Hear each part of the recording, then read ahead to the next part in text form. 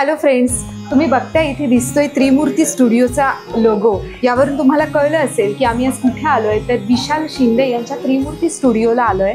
Making of बाप्पा। सध्या बाप्पा साकार होताना पाहणं म्हणजे वा, जो काही अनुभव असतो ना तो मन तृप्त करणारा असतो। आणि आज विशाल सर इथे आहेतच आणि ते स्वतः बाप्पा साकारतायत आणि ते आज आम्ही बघण्यासाठी आणि तुम्हाला दाखवण्यासाठी आलेलो आहोत। तर त्याचा नक्की अनुभव घ्या। थँक्यू।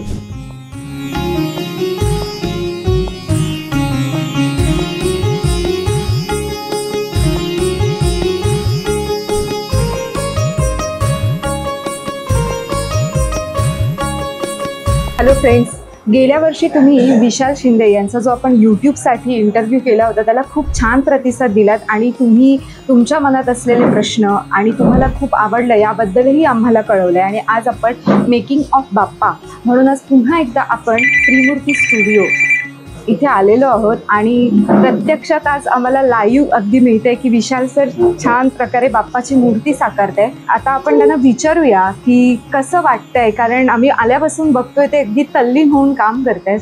तर कसे आहेत आताचे भाव? आता हळूहळू गणपती बाप्पा आपले जवळ यायला लागलेले आहे आणि तुमची खूप धडपड सुरू आहे की लवकर सगळं काम आपलं झालं पाहिजे वेळेत। तर कसं वाटतंय आता ह्या क्षणी? नाही, आमचं काय आता दरवर्षीच रुटीन प्रमाणे काम चालू आहे। तसं आम्हाला काय अशी गणपती जशी जवळ येतात तसं आमचं ते प्लॅनिंग होतच की गणपती आता एवढे अशी गणपती आहे, झालेलं आहे, त्यामुळे अशी दगदग नाही, आमचं निवांत काम चालू। त्यामुळे तुम्हाला काम पण म्हणजे गणपती बघाल तर कळेल तुम्हाला की एकदम व्यवस्थित नीटनेटकेपणे साधेपणे व्यवस्थित चालू आहे सगळं। आता आम्ही आल्यापासून इथे बघतोय की प्रत्येक जण एक वेगवेगळं त्याचं काम करत आहेत। कोणी आधीचं म्हणजे जे आपण म्हणतो पाया असतो, मूर्ती आता तयार झाली आहे त्याला पॉलिशिंग करणं, कोणी रंग देत आहे।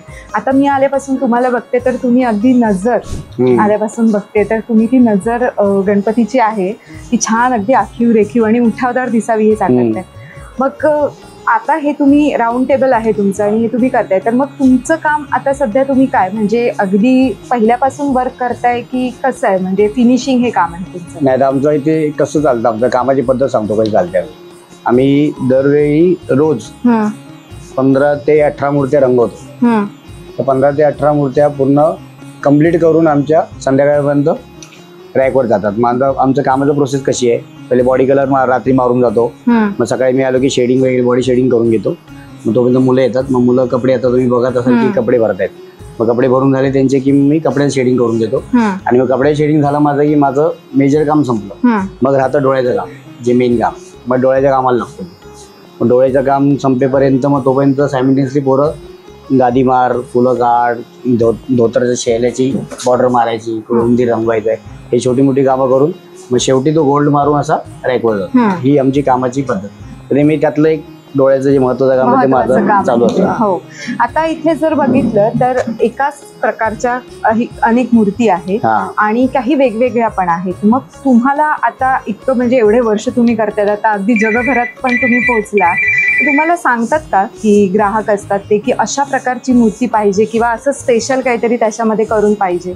नाही, आधी मी 2018 पर्यंत म्हणजे गणपती जेव्हापासून मी बनवतोय लहानपणापासून ते 2018 पर्यंत मी कस्टमाइज मूर्त्या करायचो बऱ्याचशा, म्हणजे वेगवेगळ्या कॉन्सेप्टला घेऊन मूर्त्या केलेल्या आहेत। पण ते कालांतराने कसं ते व्हायचं काय की बऱ्याच लोकांना मग मूर्त्या दरवर्षी अरे यावर्षी आलो, यावर्षी पण नाही भेटली आम्हाला मूर्ती, नंबर लागून मग मूर्ती भेटायची नाही, कारण कस्टमाइज मूर्त्यांना वेळ लागायचा आणि मूर्त्यांची मागणी आता सोशल मीडियामुळे ते अवेअरनेस आला होता इको फ्रेंडलीचा, त्यामुळे मूर्त्यांची मागणी वाढली होती। मग आम्ही 2018 नंतर ठरवलं की आपण पारंपरिक मूर्त्या बनवायच्या। पारंपरिक मूर्त्यांमध्ये दरवर्षी एक दोन मॉडेल ऍड होतात, म्हणजे आमच्या जवळ 50 एक मॉडेल आहेत असे। मग तसं मग ते नंतर प्रोडक्शन वाढवं आणि म्हणजे लोकांची मागणी पूर्ण करता यावी, त्यामुळे आम्ही ते कस्टमाइज बनवतो। सगळ्यांना मूर्ती हवी अशी वाटते ना, त्यामुळे। ओके, आणि जाता जाता हेच विचारेन की आता काय म्हणजे जो सगळ्यांच्या मनात प्रश्न असतो की आर्टिस्ट त्याच्या डोक्यात काही ना काहीतरी सतत सुरू असतं, तर आता हे काम सुरू करताना काय डोक्यात आहे तुमचं सुरू? नाही, सुरू म्हणजे आता मी मगाशी जसं सांगितलं की आमचं जसं नियोजन झालेलं आहे की आता आम्ही गणपती रंगकाम 21 तारखेला चालू केलं, तर आम्हाला 20 तारखेपर्यंत लवकरात लवकर त्या 500 मूर्त्या रंगवून कंप्लीट करायच्या। मीनवाईल मूर्त्या बऱ्याचशा जातात पण, आणि आमच्या इथे पोरं जी काम करणारी आहेत त्यांची पण त्यांचे पण गणपती आहेत पर्सनल, तर त्यांना पण जास्तीत जास्त वेळ मिळावा असं म्हणजे अशा पद्धतीचं नियोजन झालं. आणि मग लोकांना 20 तारखेला आम्ही लोकांना ओपन करू बघण्यासाठी, तर या पद्धतीचं नियोजन. हो, मी बाहेर सूचना वाचली तोपर्यंत अलाउड आहे. मग इथे असं लोक बघून येऊन पण जातात आणि अचानक कोणी आलं आणि त्यांनी सांगितलं? येतो आम्ही, लांबून कोण आला असेल तर आम्ही अलाव करतो. अच्छा, अलाउड. तुम्हाला कसं अलाव केलं? Yes, thank you. गणपती बाप्पा म्हणजे श्रद्धा, संस्कृती आणि कलात्मकतेचं एक सुंदर रूप. आपल्याला ही मूर्ती मंदिरात, घरी, मंडपात सजलेली दिसते, परंतु ती सजवण्याच्या अगोदर त्यामागे असते ती प्रचंड मेहनत आणि कल्पकता. त्रिमूर्ती स्टुडिओचे विशाल शिंदे यांची मुलाखत तुम्ही गेल्या वर्षी पाहिली, ती आपल्या वयमच्या यूट्यूब चॅनलवर. पण मुळात विशाल शिंदे यांचे गुरु आणि ज्यांच्यामुळे त्यांनी प्रेरणा घेऊन ते गणपती साकारायला लागले असे त्यांचे वडील सूर्यकांत शिंदे यांच्याशी आज आपण गप्पा मारणार आहोत. आज खरं तर आम्ही आलो होतो त्रिमूर्ती स्टुडिओला बाप्पा साकार होताना बघायला, आणि काय तो योगायोग की त्यांचे आज बाबाच आपल्याला त्यांच्या घरचा बाप्पा इथे बनवतायत. तुम्ही बघताय ते काम करतायत आणि त्यांच्याशी आज आपण त्यांच्या घरची मूर्ती साकार होताना गप्पा मारणार आहोत. नमस्कार काका. नमस्कार. खरं तर आज सकाळी आपली भेट झाली आणि आम्हाला कळलं की तुम्ही तुमच्या घरचा बाप्पा साकारताय. मला सुरुवातीला तुम्हाला हे विचारायचं आहे की आता विशाल शिंदे सर जे त्रिमूर्ती स्टुडिओ या नावाने आता जगप्रसिद्ध झालेले आहेत, म्हणजे त्यांची मूर्ती बघितली की सगळ्यांनाच आवडते. मुळात त्यांना लहानपणापासून मूर्ती बनवण्याची आवड तुमच्यामुळे निर्माण झाली का, आणि तुम्ही त्यावेळी मूर्ती किती बनवत होत्यात आणि कसा होता तुमचा तो प्रवास? माझा प्रवास म्हणजे त्यावेळेला मी एका घरी 40-50 गणपती बनवतो त्यावेळेला. तर त्यावेळेला विशाला माझ्या बाजूला येऊन बसायचा ना, तर त्याला मी सहसा जास्त काही शिकवलं, तो आपल्या मला जास्त शिकला. आणखीन तो जेव्हा माती हातात चाळायला लागला, तो काही ते घडायचं आणि एखादं त्याला रूप यायचं की गणपती म्हणा, कुठलं चित्र, कुठला हा काहीतरी मुलगा वेगळा आहे, त्याला काही शिकवायची गरज नाही, आणि ऑटोमॅटिक त्यांनी ते सगळं साध्य केलं. बरं, पण मग तुम्ही आधी सुरुवातीच्या काळात तुम्ही मूर्तीकाम करत होतात की नोकरी वगैरेही करत होतात? नाही, तेव्हा मी कामाला होतो, पण मला मुळात पहिली लहानपण मला आवडी, आणि मग ती आवड जशी निर्माण होऊन वाढ होत गेली कामात ना, त्याच्यातून मी कामाला होतो. कामानंतर मी कामावर येऊन मी घरी कामाला आलो ना, तर मूर्त्या बनवायचो. ते मूर्ती बनवली की जेवढं काय होईल तेवढं करायचं मग. आणि आता जशा वेगवेगळ्या म्हणजे सुविधा उपलब्ध आहेत तेव्हा नसतील ना तेवढ्या सुविधा? नाही, एवढ्या आमच्या आता भरपूर सुविधा उपलब्ध, म्हणजे जवळजवळ तुम्हाला सांगायचं म्हणजे आता पाहिजे तर मिळते, तेव्हा आमच्या काही नव्हतं. पण मग तेव्हा तुम्ही ही सगळी माती वगैरे घेणं किंवा अशी मूर्ती तयार करण्यासाठी आता स्टुडिओ आहे, जागा आहे, पण मग तेव्हा कसं सगळं हे मॅनेज करत होतात? मग तर कमी जागेत काय ते सांभाळून घ्यायचं, मग जसं होईल तसं साध्य करायला लागते शेवटी ना. जागा कमी का असे ना, पण जेवढं काय होईल तेवढं साध्य करायला लागते. बरं, मग एकंदरीतच तुम्हाला मूर्ती बनवण्याची प्रेरणा तुम्ही जसं म्हटलं तुमचे गुरु होते त्यांच्याकडून मिळाली आणि तुम्ही सुरुवात केली. तुम्ही अजूनही विशाल सरांना काही टिप्स देता का हो की ही मूर्ती अशी असावी नसावी, कसं काही तुमचे काही हे असतो का त्याच्यामध्ये? असं जेव्हा ते मला असं वाटलं की थोडं मला बरं वाटत नाही, मी सांगतो त्याला, आणि त्याला पटलं तर मग तो मान्य करतो की बाबा बरोबर बोलता तुम्ही. तुम्हाला आठवतं का की कधी म्हणजे विशाल सरांनी अशी पूर्ण मूर्ती बनवून तुमच्या समोर ठेवली आणि तुमची काय प्रतिक्रिया होती? हो, त्यावेळेला काय झालं, मी एक मूर्ती केली पहिली सुरुवातीला, आणि त्याला बोललो ही मूर्ती करून दाखव मला.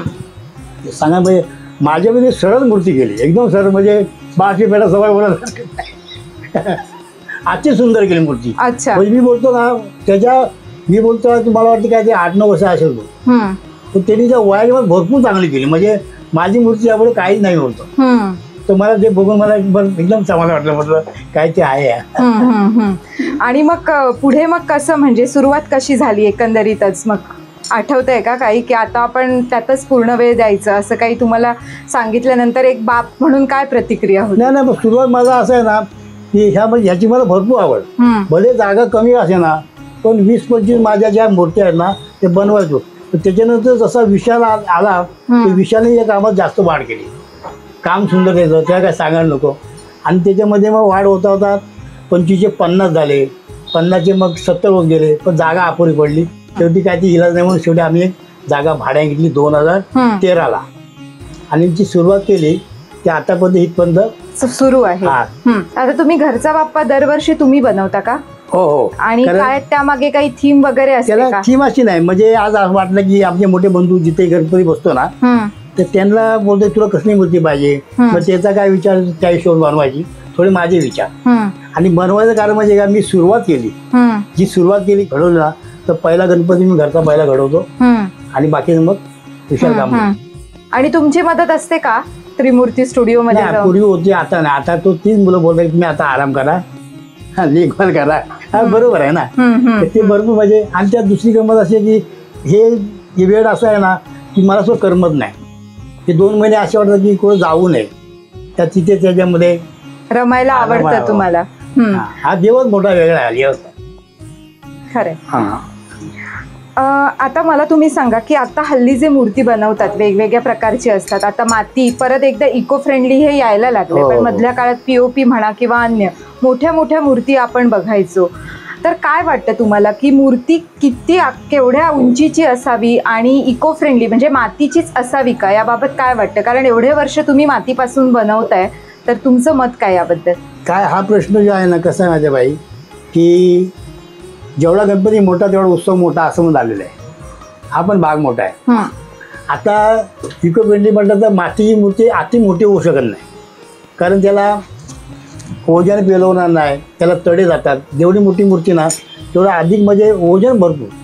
तर शेवटी काय आहे, प्लास्टरचं मोठा मूर्ती बनवलं याला, कारण गणपतीचा उत्सव मोठा जेव्हा प्लास्टिक मोठी मूर्ती बनली जाते. पण ह्याच्यानंतर मी काय बोलू शकत याचं काय माहिती आहे का, की आता सध्या थोडे वाद पण निर्माण झाले, कुठले प्लास्टर आणि माती आला ना. पण शक्यतो होईल तेवढं गणपती मूर्ती छोटी असावी, कमी छोटी असावी, त्याला विसर्जनाला चांगली मिळते आणि इको फ्रेंडली असावी. हा आमचं मत आहे, बाकी काय नाही. आता मी इथे बघते की इथे खाली छान मोठा मातीचा गोळा आहे जो तुमच्या बाप्पा साकार होण्यासाठी तुम्ही आणलेला आहे.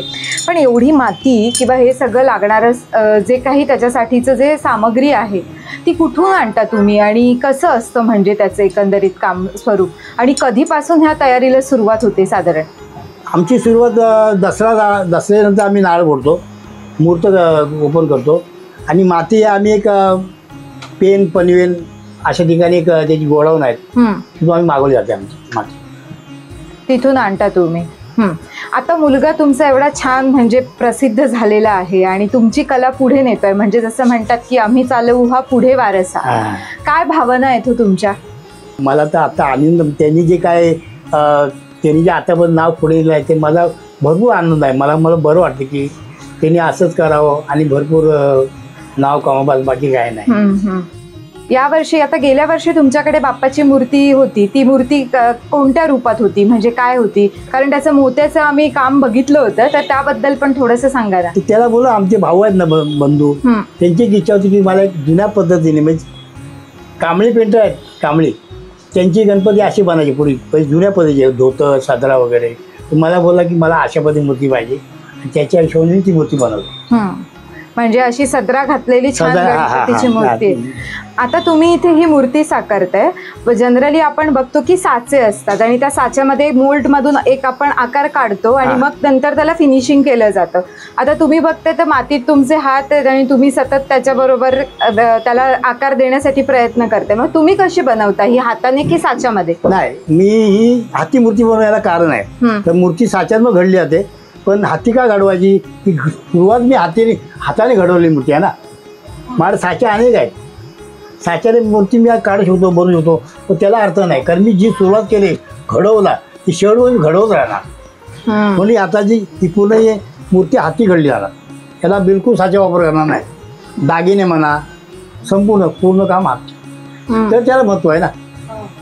आता आमची दागिन्याची साच्यावर आमची आहे, काढायचं फक्त लावायचं बस, तो भाग वेगळा आहे. पण काय आहे, त्याला अर्थ नाही.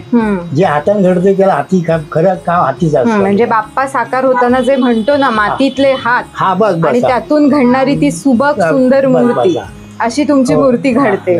अरे वा, खरंच खूप छान. कारण समजा मी एखादा साचेला पाठ जरी लावला, त्याला अर्थ नाही त्या मूर्तीला. जर थोडा जरी दागिना वापर केला मी ना, तर फेल गेलं काम समजायचं. आलं ना, शेवटी तुम्ही डायचा वापर केला.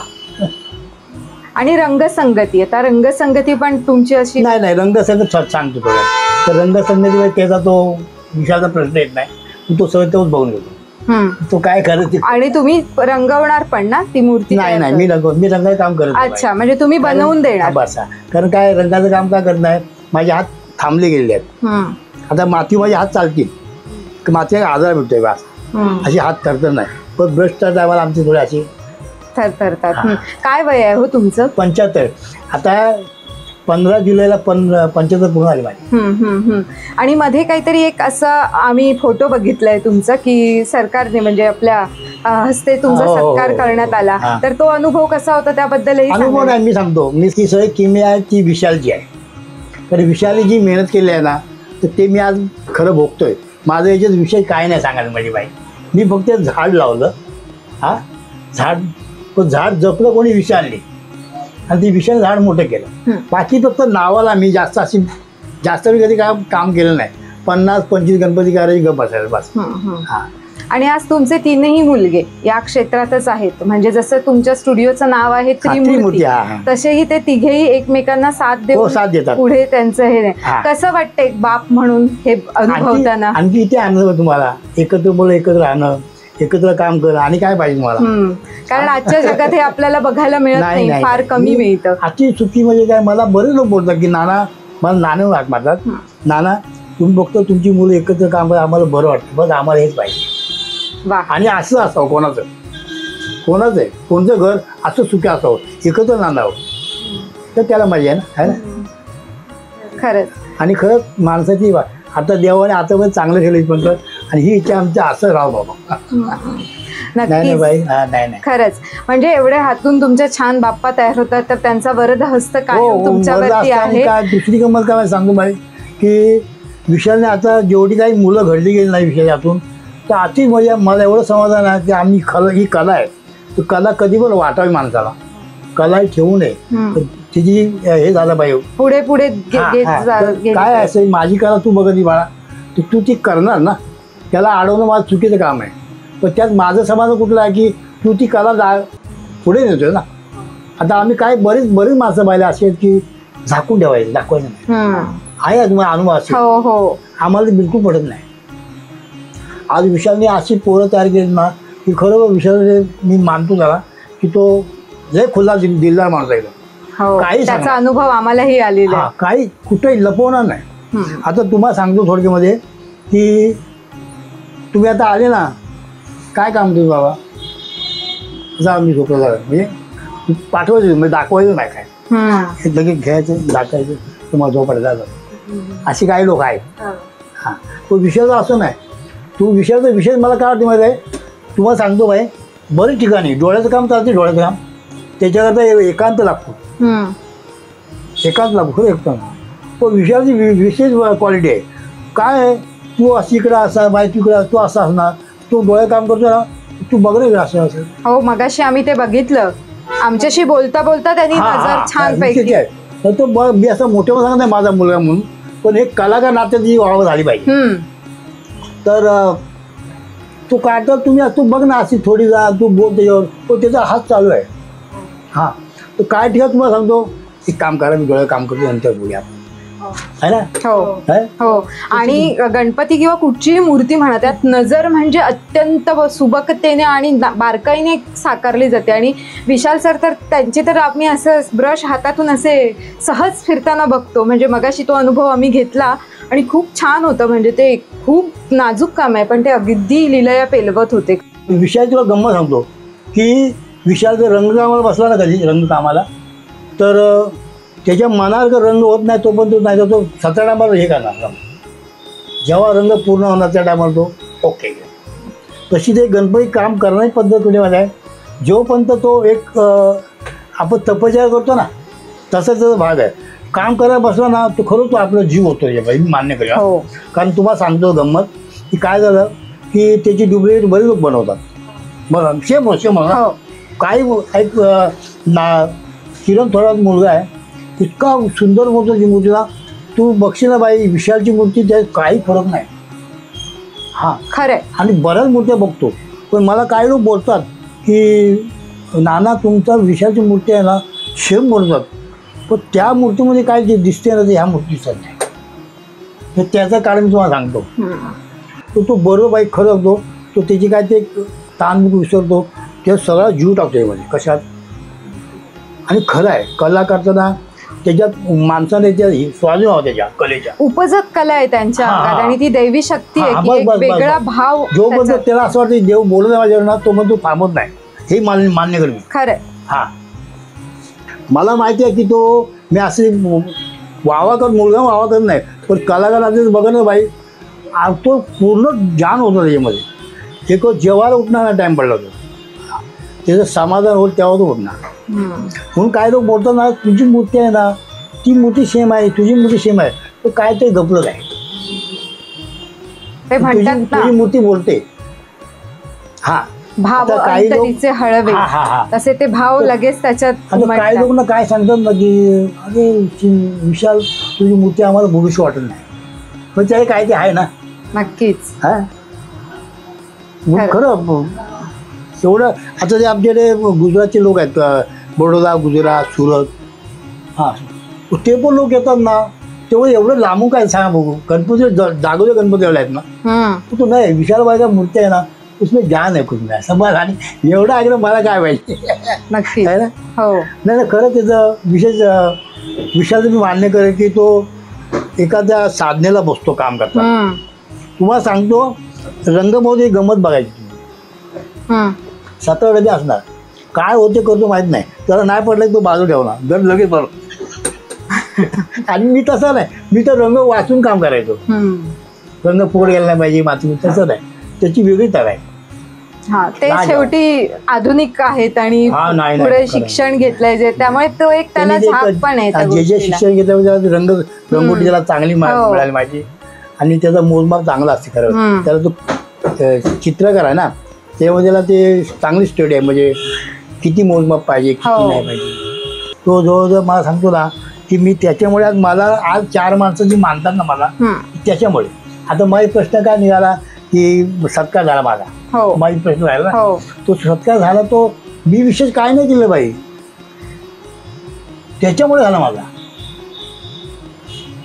त्यांनी सांगितलं की बघा आता पण त्यांनी माती टिकवली, त्याला मी फक्त आकार दिला, पण सुरुवात त्यांनी कधी हट्ट सोडला नाही. ते मग त्यांचा सत्कार झाला.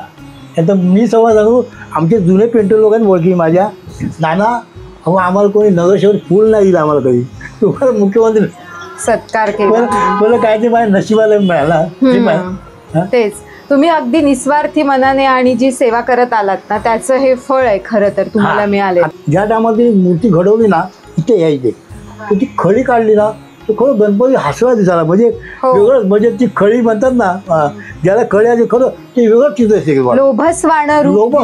त्या बालमूर्ती म्हणजे त्यानेच घडवली असं लोक बोलतात. नक्कीच. आणि तुम्हाला काय सांगू, विषय सगळं खळीच मारायला लागली सगळे गणपती, रेट चेंज झालं मूर्ती. खरंच.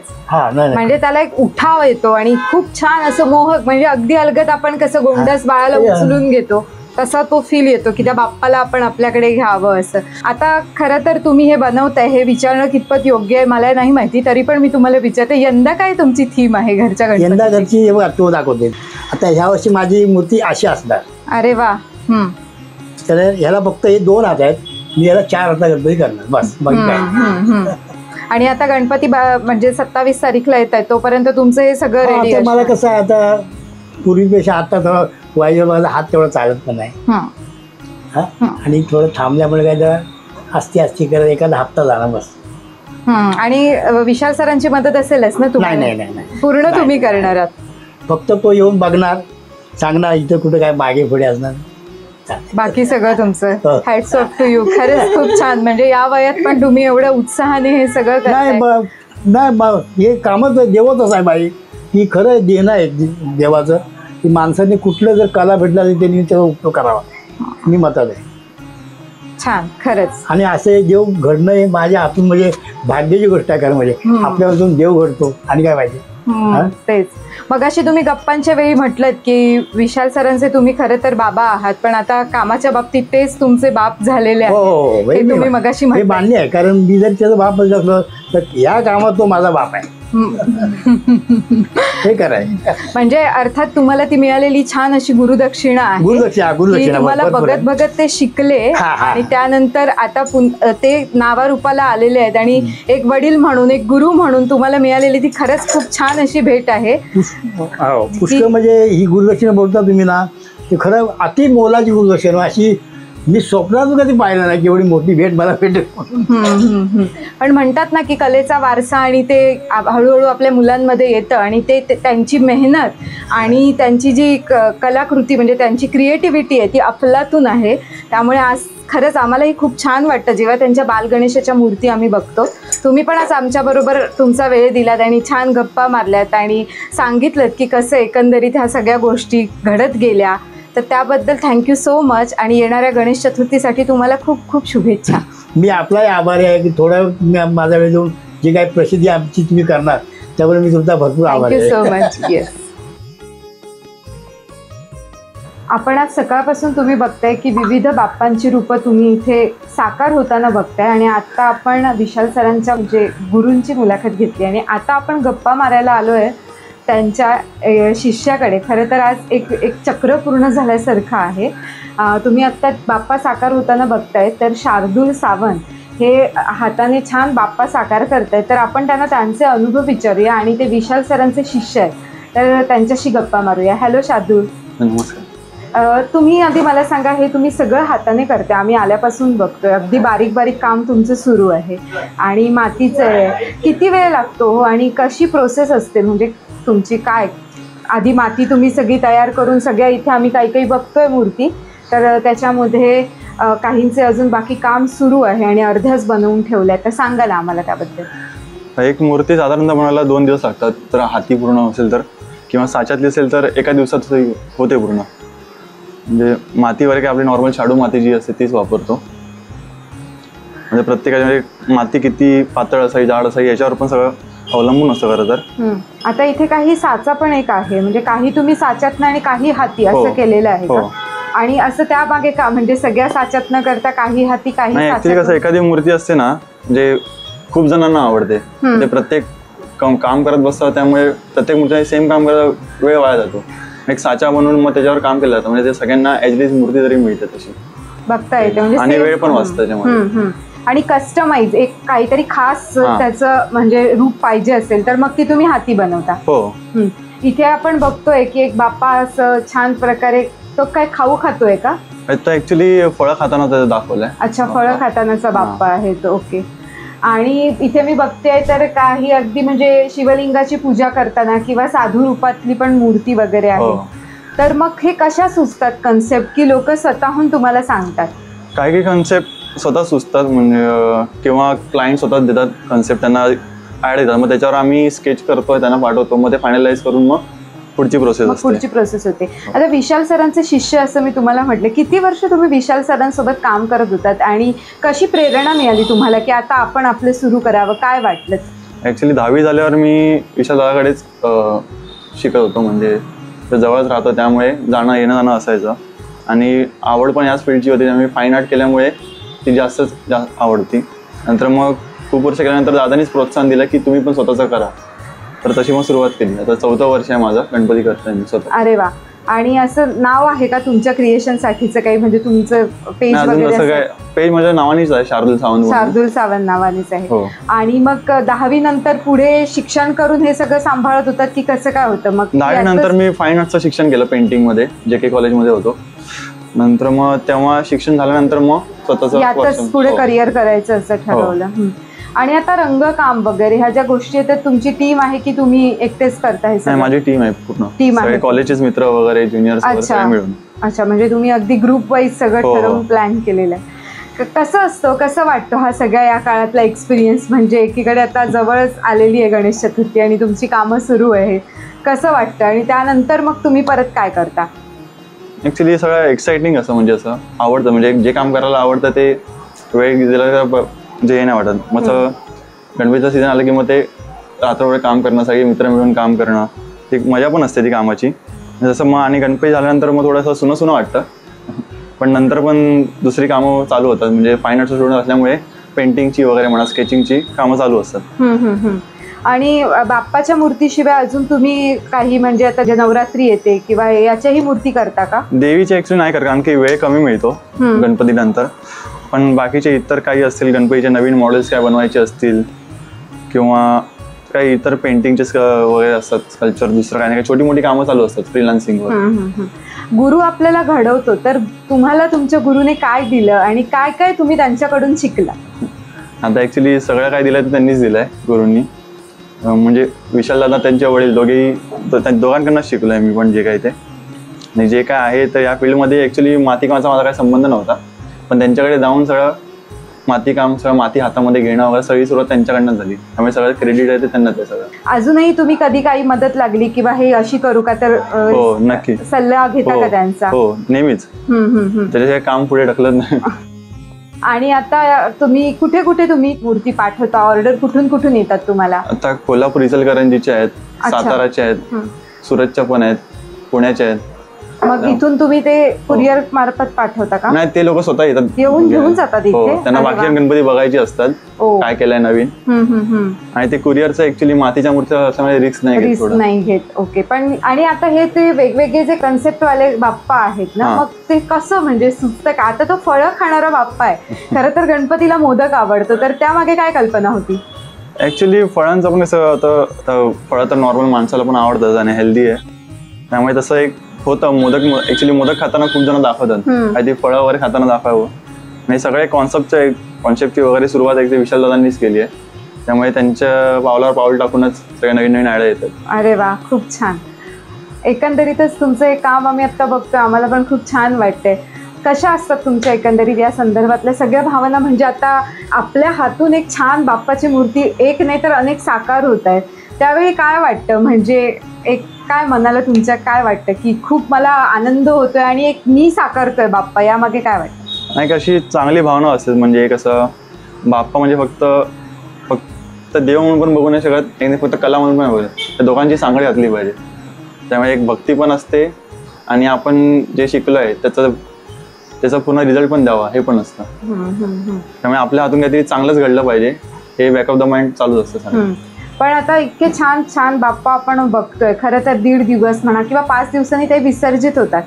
एवढं खूप आपण मेहनत घेतलेली काम असतं, तेव्हा खूप वाईट नाही का वाटत? ऍक्च्युली वाईट तेव्हाच वाटतं जेव्हा इकडनं ते गणपती घरी घेऊन जातात, कारण की आम्हाला आता 4-5 महिने झाले सवय झालेली असते, पूर्ण किंबहुना वर्षभरात असतात, सवय झालेली असते, पूर्ण कामच चालू असतं आणि ते सगळं मोकळं होतं, तेव्हा जरा वाईटच वाटतं. आणि जे कस्टमर काही घरी घेऊन जातात ते त्यांना आवडत नाही म्हणून ते काही जणांनी गणपती घरी पण ठेवलेत, विसर्जन न करता. म्हणजे विशाल दादांचे पण गणपती आहेत त्यांच्याकडे, माझे पण गणपती आहेत, इतर लोकांचे पण आहेत. खूप छान वाटलं तुमच्याशी बोलून. आणि खरंच विशाल सरांचा जो वारसा आहे, म्हणजे त्यांचे एक वेगळेपण आहे जो तुम्ही पुढे नेताय.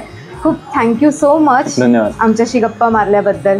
हाय, मला तुझं आधी नाव सांग आणि आता तू काय करतोयस ते पण सांग. माझं नाव सार्थक सतीश पाटील आहे. मी आता फर्स्ट इयरला B.Com करतोय. मी इथं घासकाम करतो. म्हणजे गणपती वगैरे पेंट वगैरे करतात ना, ते घासतो. म्हणजे आणि तुला आवडतं का गणपतीचं काम करायला? गणपतीची आवड आहे पहिल्यापासूनच. पहिल्यापासून लहानपासून. मग तू यावर्षीपासूनच येतोयस? मग आता हे असं तू करून काय करतोयस मूर्तीच्या? म्हणजे मूर्ती म्हणजे ही सॅम्पल पीस आहे, इथं कलर वगैरे करतात, मग आम्हाला घासायला देतात. मग तिथं खड्डा वगैरे असेल तिथं पुट्टी वगैरे भरतात, परत घासायची, परत व्हाईट कलर वगैरे देतात. मग व्हाईट कलर वरती मग परत बघतात चेक करून खड्डा वगैरे दिसतोय का की नाही. मग ते झालं की बॉडी कलर मारतात आणि बॉडी कलर मारलं की मग तिथं पेंट व्हायला देतात. म्हणजे तुझे अगदी बेसिक काम आहे ते तू करतोयस, जेणेकरून रंग करण्यासाठी खूप सोपं जाईल. माझं नाव राज प्रवीण शेट्टी आहे. मी इथे गणपतीला गोल्डनच्या आधी मारतात ते वॉर्निश मारतोय, म्हणजे त्याला लालशाही बोलतात. ते वॉर्निश मारल्यावर म्हणजे गोल्डन अशी ग्लो होऊन दिसते, म्हणजे तशी म्हणजे ग्लो येण्यासाठीचं काम तू करतोयस. गोल्डन आणि दरवर्षी असतोस इथे? माझा हा पहिला वर्ष आहे दादांकडे. आता 11th आहे. कॉलेज करून मी इथे येतो. आणि कसं दिवसभर असतोस की कसं असतोस? रात्रभर असतो. आणि आवडतं का तुला रंगकाम करायला? काय आवडतं जास्त सगळ्यात? माती काम आवडतं, रंगकाम आवडतं. मग आता तुझ्या घरचा बाप्पा असेल तो कसा तू बनवतोस, मदत करतोस की काय करतोस? मी करतो दादांना मदत. अरे वा, तू करतोस? Very good. वर्षभर आमचं मातीकाम चालतं. मातीकामानंतरला 1 महिना गणपतीच्या आधी पेंटिंग करावं लागतं. आणि किती मूर्ती आहेत त्यावर नियोजन असतं की किती वेळ लागेल पेंटिंगसाठी. तर सर्वात आधी आहे ना एक बेस टोन मारला जातो याच्यावरती. त्याच्यानंतरला शेडिंग करतात दादा. आणि त्यानंतर मग छोटी मोठी कामं जी असतात जसं की केस मारणं, कपडे भरणं वगैरे, ही छोटी मोठी कामं अशी केली जातात. ओके. मग आता तुम्ही गणपती बाप्पाला केस रंग कलर हो, करता. ओके. आणि तुम्हाला काय आवडतं जास्त मूर्तीकाम करताना? रंगकाम आवडतं की मातीकाम आवडतं? आता गणपती आपली एक कलेचे दैवत बोलतो त्याला. आणि त्याच्यासाठी काम करणं म्हणजे एक आनंदच असतो, वेगळा आनंद. किती तास काम करता तुम्ही इथे? सकाळी आम्ही 9 वाजता येतो आणि संध्याकाळी 7-8 वाजेपर्यंत असतो. आणि म्हणजे जसं हे ऑफिस वर्क नाही की त्याला टाइम झाला निघायचा, इथे अजून थांबून काम करूच वाटतं, एक्स्ट्रा वर्क असं. भाव म्हणजे असं एक दादा जसे म्हणतात, दादांचं एक तुम्ही इंटरव्ह्यू बघाल ना तर दादा होते की आपल्या मनात जो भाव असतो ना तो तुमच्या कामात दिसेल, म्हणजे तुमचा जो स्वभाव आहे. तर प्रत्येक टाइम आपलं म्हणजे काम करताना मूड फ्रेशच असावा आणि असतो हे काम करताना कोणाचा मूड फ्रेश नसणार. माझं नाव ओंकार सावंत. हे कपडे भरायचं काम करतो. अच्छा. किती वर्ष करताय तुम्ही इथे काम? 3-4 वर्ष. 3-4 वर्ष. आणि आवडतं तुम्हाला हे सगळं खूप करायला? आणि तुम्ही वर्षभर मूर्तिकामातच असता की अजून काही? वर्षभर इथेच असतो. इथेच असता तुम्ही. आता हे रंग तुम्ही जे देताय, हे रंग वाळण्यासाठी किती वेळ लागतो साधारण? ठीक आहे, 10 मिनिटं लागणार. 10 मिनिटं लागतात. आता आम्ही आलो होतो तेव्हा बघितलं, तेव्हा तुमची एक शेड देऊन झालेली, आता परत तुम्ही त्याच्यावरती देताय का? डबल हात मारावा लागतो. अच्छा. मग उठावदार जास्त. आणि अजून ह्याच्यामध्ये तुम्ही रंग भरणार आहात का? नाही, हा शेला मारणार एक हात. आणि मग बाकी रंग नाही का? एवढाच हे होऊन तयार होणार? नंतर शेडिंगला जाणार दादा. अच्छा. शेडिंग करून आला की मग गादी होणार, नंतर मग गोल्ड होणार, मग लाकूड होणार. ओके. असं सगळं अशी प्रोसिजर स्टेप. मी विमो वैशंपायन. मी स्वतः मूर्ती करतोय दादाच्या गायडन्स खाली गेले 3-4 वर्ष. पण आता त्रिमूर्ती स्टुडिओ मध्ये माझं पहिलंच वर्ष आहे कामाचं. अच्छा. म्हणजे तुम्ही याआधी मूर्ती काम म्हणजे स्वतः मूर्ती बनवतात? दादाच्या गायडन्स खाली. ओके. आता सध्या कपड्यांचं रंगकाम चालू आहे. आता एक हात मारून झाला, आता हे गॅप दिसतात त्या परत भरणार. म्हणजे ह्याला आता पॉलिश वगैरे झालेलं आहे का? पॉलिश वगैरे पूर्ण झालेलं आहे. आता फक्त पेंटिंग बाकी आहे ह्याचं.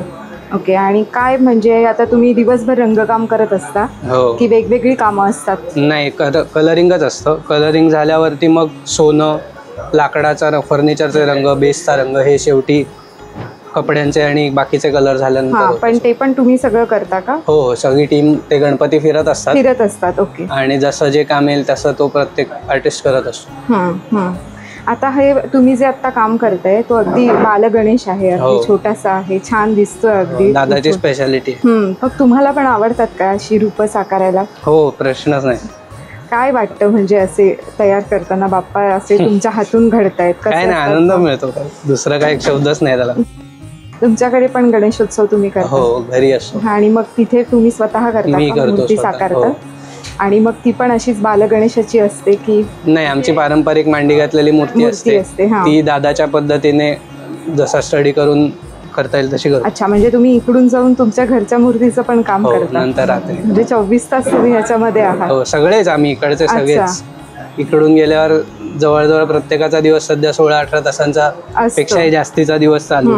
तर तुम्हाला हा व्हिडिओ कसा वाटला ते आम्हाला कमेंट करून जरूर कळवा. आणि व्हिडिओ आवडल्यास लाईक करा, शेअर करा. आणि अजून आमच्या यूट्यूब चॅनलला सबस्क्राईब केलं नसेल तर नक्की सबस्क्राईब करा. तसंच वयम हा आमचा अंक दर महिन्याला प्रसिद्ध होतो. त्या अंकाचे सुद्धा तुम्ही सभासद नसाल तर त्या अंकाचेही सभासद व्हा. थँक्यू.